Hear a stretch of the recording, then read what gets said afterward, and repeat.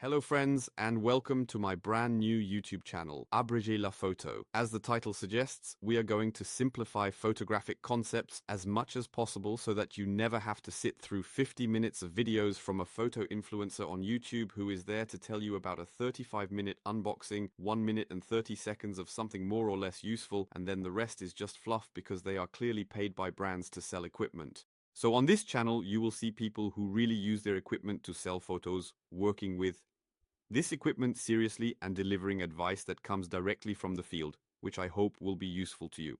I asked you on Instagram what themes you would like to see addressed initially, and there was one that made me laugh, so that will be the first video, and that theme is framing. We often get asked what constitutes a good frame. It's true that if you go on YouTube, you'll find a bunch of people who will tell you things using completely incomprehensible technical terms, claiming that a good frame respects the Fibonacci sequence, the Pythagorean theorem, my ass on the dresser, etc. This makes absolutely no sense. These people have literally missed what photographic art is. And photographic art, especially framing, is an artistic bias.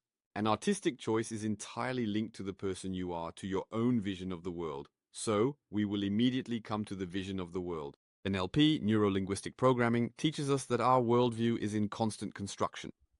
You were born somewhere, you had the parents you had, the education you received, the culture, the religion, the adventures, the sorrows, the joys, and all of this will unfold from your birth until your last breath, okay? So your worldview will evolve with that, and it will be your own. Each person's worldview.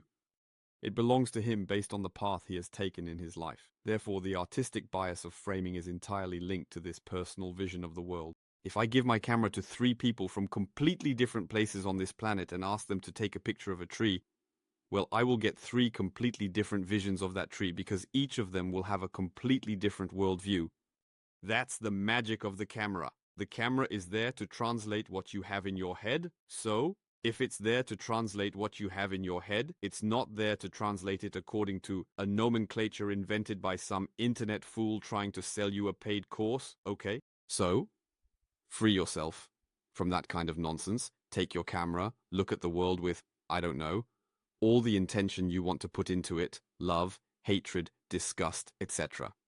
Every feeling, in fact, is absolutely valid for creating a work of art. And depending on how you view the world, you take your camera and click the button, and all of a sudden, you will have something that resembles you.